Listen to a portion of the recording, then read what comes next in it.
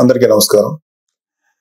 వినుకొండలో జరిగిన రషీద్ హత్య జలాని అనే ఒక యువకుడి చేతిలో జరిగింది. మాకున్నటువంటి ఇన్ఫర్మేషన్, అటు పోలీసు వారి ఇన్ఫర్మేషన్ ప్రకారం ఇవి పాత పగలు.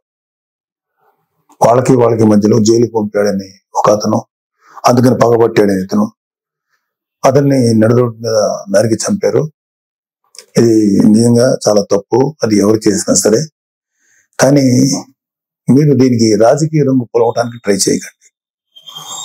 మీరు ఫస్ట్ పాయింట్, వైసీపీ నేత జగన్మోహన్ రెడ్డి గారికి మర్యాదపూర్వకంగా చెప్పేది ఏంటంటే, ఇంతకాలం మీరు శవ రాజకీయాలు చేసే ఇంత దూరం వచ్చారు. జనాలు మీరు చెప్పే మాటల్ని నమ్మటం ఎప్పుడో మానేశారు.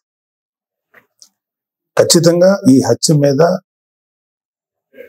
హత్యకి సంబంధించి మేము కూడా ఖండిస్తున్నాం. ఖచ్చితంగా ఎలాంటి వ్యక్తులైనా సరే, ఈ వెనకాల ఉన్న వాళ్ళు ఎవరినైనా సరే పట్టుకొని కోర్టుకు తీసుకెళ్లి శిక్షించాలని మేము కోరుకుంటున్నాం.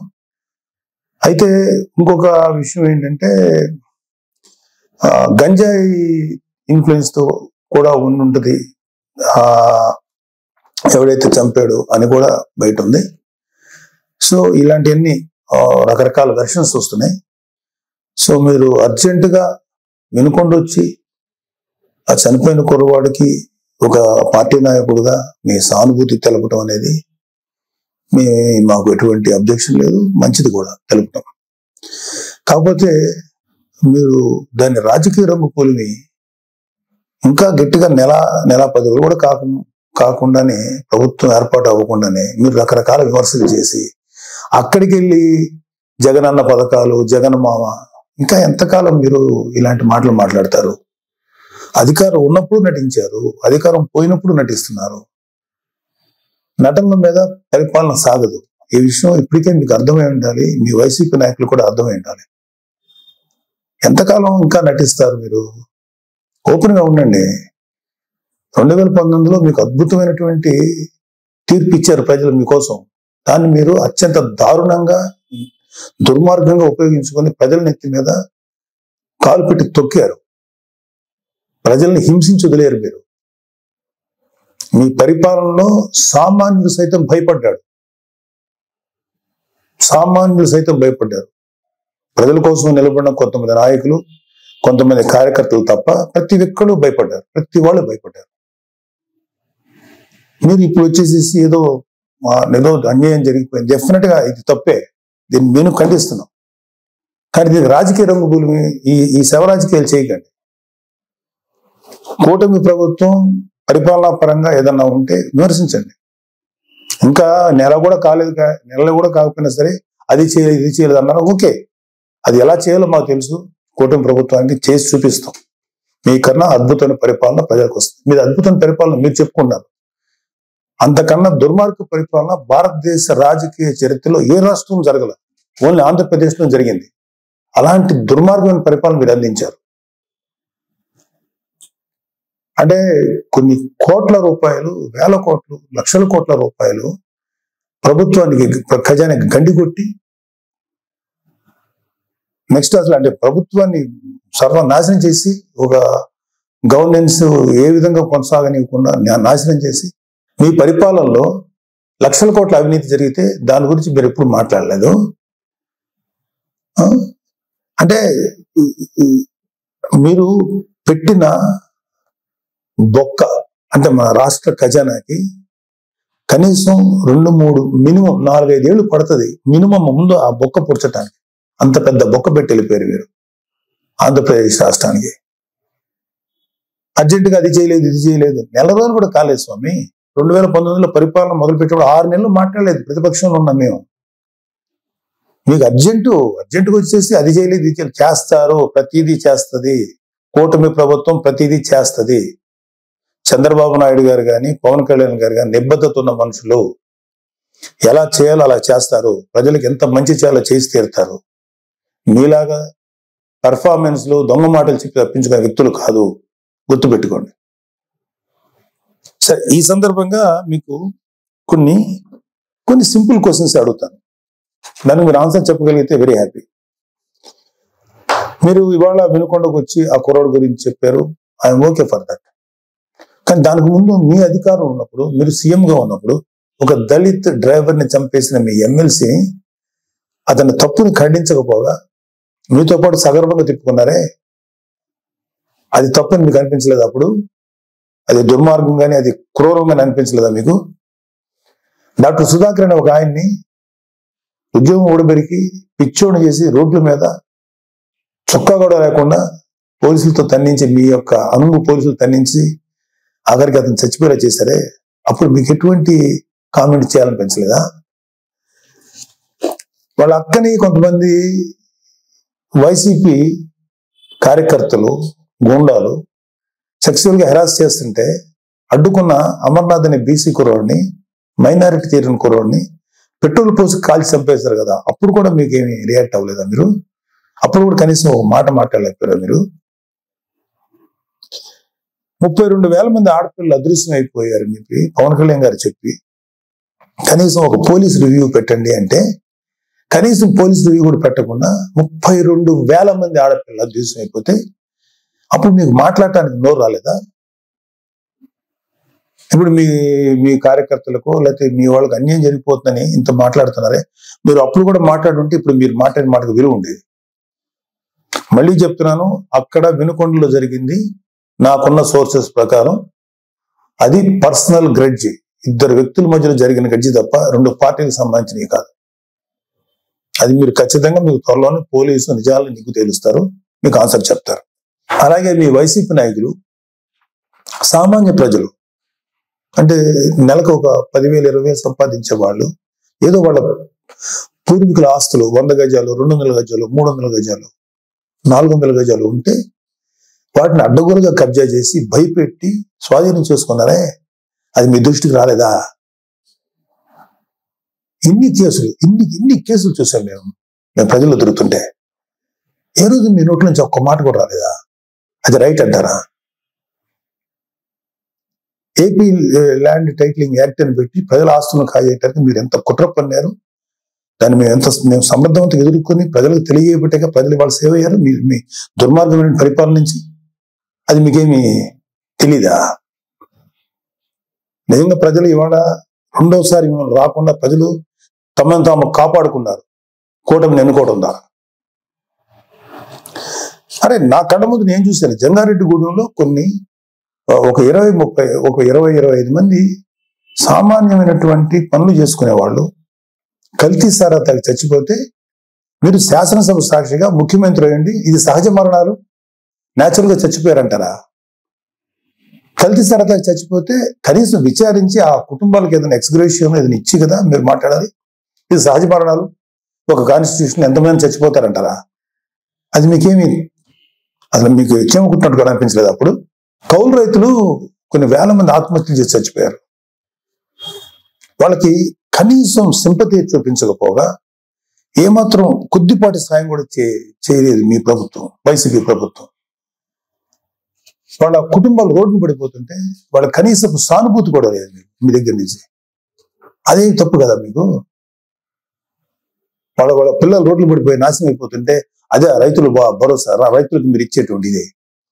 ఒకసారి వెళ్ళి చూడండి, ఆంధ్రప్రదేశ్కి ఒక రైతును అడగండి వైసీపీ ప్రభుత్వం మీకేం చేసిందో. మాకన్నా కూడా మీ వైసీపీ పార్టీకి మాడు పగిలిపోయే ఆన్సర్స్ వాళ్ళే చెప్తారు. నేను చాలా తక్కువ చెప్తున్నాను. ఇంకా వర్షాలకి పంటలు పాడైపోయినాయండి, మాకేంటి దారి అని చెప్పి మీ వైసీపీ ఎమ్మెల్యేని అడిగితే రైతులు నెరిపప్పలనేంత చులకనగా మాట్లాడితే, అరే తప్పు రావు ఇట్లా అనకూడదని అని చెప్పాల్సిన బుద్ధి చెప్పాల్సిన ఆ బాధ్యత లేదా మీకు? అప్పుడు మీరేం మాట్లాడలేదా? ఏమంటే మీ పరిపాలనలో గంజాయి డ్రగ్స్ విచ్చలవిడిగా అమ్ముడైనయే, విచ్చలవిడిగా జనాల్లో చలామణియే, బ్లేడ్ బ్యాచ్లు దుర్మార్గ మనుషులు తయారయ్యారే, ఎంతో మంది జీవితాలను పొట్టను పెట్టుకున్నారే. ఆ గంజాయిని ఆపాలను లేకపోతే ఆ డ్రగ్స్ ని కంట్రోల్ చేయాలనేటువంటి ఆలోచన మీకు రాలేదా? ఎందుకు వస్తుంది?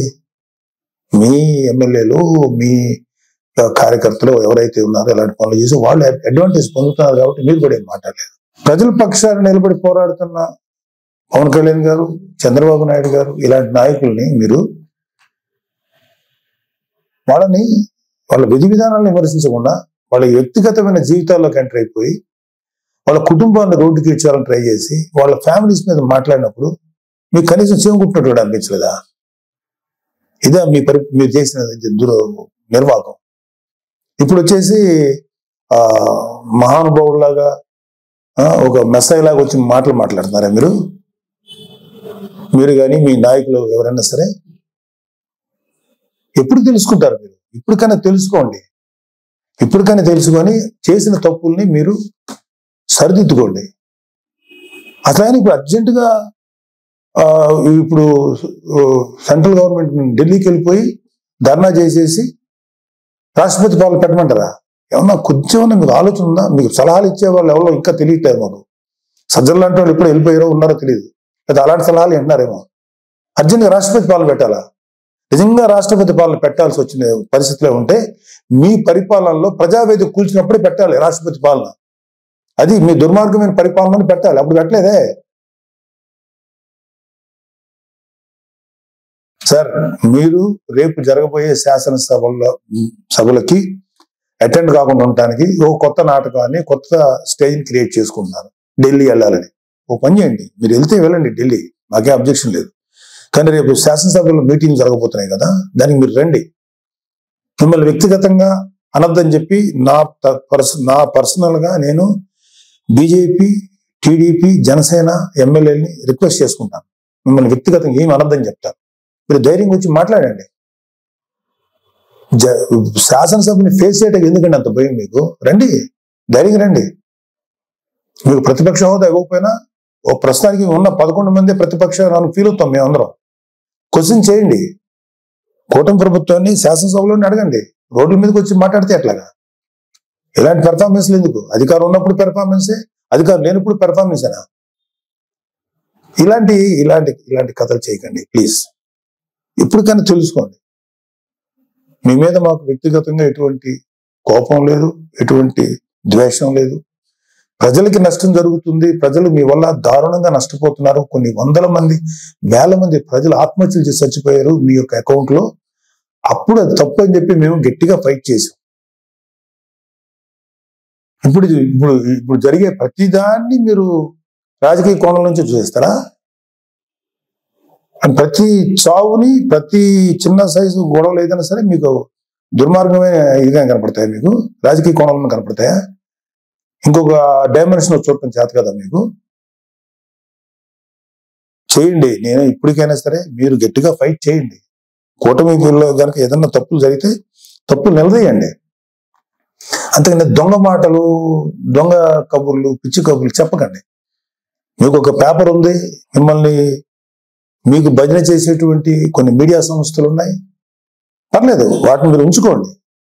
కానీ మాట్లాడేదానికి, లేకపోతే మీరు ఏదైనా ఒక వ్యక్తిని నేరస్తుడిగా చేసేదో, లేకపోతే ఒక వ్యక్తిని రెస్పాన్సిబుల్ గా చేసేదానికి ఒక ఇంగితంగా, ఒక సెన్సిబుల్ గా ఉండాలి.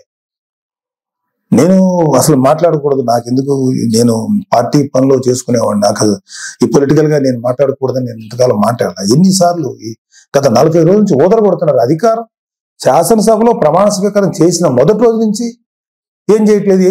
వెయిట్ చేయండి, అన్నీ చేస్తారు. అలాగే మీ వైసీపీ ప్రభుత్వ హయాంలో మీ నాయకులు, మీ రౌడీలు, మీ మాఫియా ఎమ్మెల్యేలు అందరూ ఎలాంటి దుర్మార్గాలు చేశారు, ఎలాంటి తప్పులు చేశారు, ఎన్ని వేల కోట్ల రూపాయలు కుంభకోణాలు చేశారు, అవన్నీ లిస్ట్ వస్తాయి, అవన్నీ బయటకు వస్తాయి, తగిన శిక్ష పెడుతుంది. మీరు మీ సొంత బాబాయ్ చనిపోతే కనీసం రెస్పాన్స్ లేని మీరు ఎలా మాట్లాడతారండి? ప్లీజ్, ఇది కరెక్ట్ పద్ధతి కాదు. ఇప్పటికైనా నేర్చుకోండి, ఇప్పటికైనా తెలుసుకోండి. ఎప్పటికైనా చెప్పుడు మాటలు, పిచ్చి మాటలు వింటాం మానేయండి. ఒక మంచిగా మనం ఎలా చేద్దాం. రేపొద్దున 10 ఏళ్ళు ఉంటారు, 15 ఏళ్ళు ఉంటారు ఈ కూటమి ప్రభుత్వం వాళ్ళు. ఆ తర్వాత మీరు వస్తారు. నాకేమి మీరు రాకూడదని అనుకోవట్లేదు, మీరు రండి. బట్ మీరు చేసిన పెద్ద బొక్కకి కనీసం 15 ఏళ్ళ పాటు వీళ్ళుంటే ఆ తర్వాత మీరు మళ్ళీ వచ్చి చెదురు. కానీ ఈ లోపుగా మీరు రియలైజ్ అవ్వండి, మంచి దారిలో నడవండి, మంచి పద్ధతిగా నడవండి. దుర్మార్గపు వ్యక్తుల సలహాలు తీసుకోకండి. మీరు కూడా దుర్మార్గం ఆలోచన పక్కన పెట్టండి. నీతి నిజాయితీగా జెన్యూన్ ఉంటా ట్రై చేయండి. మేబీ జనాలు ఒక 10 ఏళ్ల తర్వాత, 15 ఏళ్ల తర్వాత మిమ్మల్ని గౌరవించవచ్చు, రెస్పెక్ట్ చేయొచ్చు. ఇలాగా అనవసరమైన మాటలు మీరు కానీ, మీ ఎమ్మెల్యేలు కానీ ఇవ్వండి, ఒక 6 నెలలు టైం ఇవ్వండి, చేస్తారు. మీరు అనుకున్నవన్నీ చేస్తారు. మీరు ఏదైతే ఇప్పుడు నేరం మోపుతున్నారో కూటమి ప్రభుత్వం మీద అన్ని వాటన్నిటికీ జవాబు వస్తుంది. వాళ్ళు ఏవైతే ఈ మేనిఫెస్టోలో ప్రామిస్ చేస్తారో అవన్నీ చేస్తాం. మాకు సెంట్రల్ గవర్నమెంట్ నుంచి సంపూర్ణ సహకారం ఉంది. మీలాగా కేసుల విషయంలో ఈ రాష్ట్రానికి సంబంధించిన ఇష్యూస్ అని చెప్పి మీ పర్సనల్ కేసుల గురించి సెంట్రల్ గవర్నమెంట్ దగ్గరికి వెళ్ళి మాట్లాడిన వ్యక్తులు కాదు ఇక్కడ. పవన్ కళ్యాణ్ గారు కానీ చంద్రబాబు నాయుడు గారు కానీ రాష్ట్రానికి మంచి నిధులు రప్పించి ప్రజల కోసం బాగు చేద్దామని, ప్రజల జీవితాలు బాగు చేద్దాం ఉన్నారు.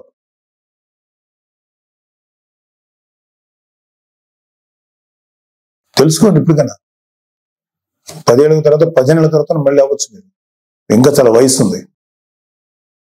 దొంగ మాటలు మాట్లాడు లేదా పిచ్చి మాటలు మాట్లాడేంత మాత్రాన జనాలు గొర్రెలా నమ్మరండి. జనాలు చాలా చాలా ఇంటెలిజెంట్ పీపుల్. వాళ్ళు ఎవడు మంచోడు, ఎవడు చెడ్డోడు, ఎవడు ఎలాంటి వాడు ప్రజలు చాలా కూలంకషంగా గమనిస్తారు.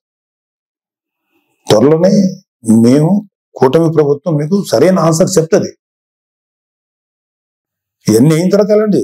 మీరు వెళ్ళి ఢిల్లీ వెళ్ళి ధర్నాలు చేసుకుంటారా, రాష్ట్రపతి వాళ్ళు పెట్టాలి కోరుకుంటే చెప్పండి, వాళ్ళకి సహేతుకమైన కారణాలు చెప్పండి. అడగటానికి రాష్ట్రానికి అర్జెంటుగా రాష్ట్రపతి పాలన గురించో అది పెట్టాలని అర్థం ఉందా? కొంచెం ఉందా మీకు? భారతదేశానికి స్వాతంత్రం వచ్చిన తర్వాత ఆఖరికి యూపీ లాంటి రాష్ట్రాల్లో కూడా, బీహార్ లాంటి రాష్ట్రాల్లో కూడా జరిగినటువంటి అరాచకం ఆంధ్రప్రదేశ్ జరిగింది మీ 5 ఏళ్ల ప్రభుత్వ పాలన హయాంలో. అది మీరు గుర్తుపెట్టుకోండి. పిల్లి కళ్ళు మూసుకొని పాలు తాగితే ఎవరు చూడలేదు అనుకోకండి, అన్నీ చూస్తున్నారు. మీ మీద ఎన్ని రకాల దుర్మార్గాలు చేశారో మీ ప్రభుత్వంలో, మీ హయాంలో అన్నీ ఉన్నాయి. అన్నీ బయటకు వస్తాయి, కంగారు పడకండి, అన్నీ వస్తాయి. థ్యాంక్ యూ, నమస్తే.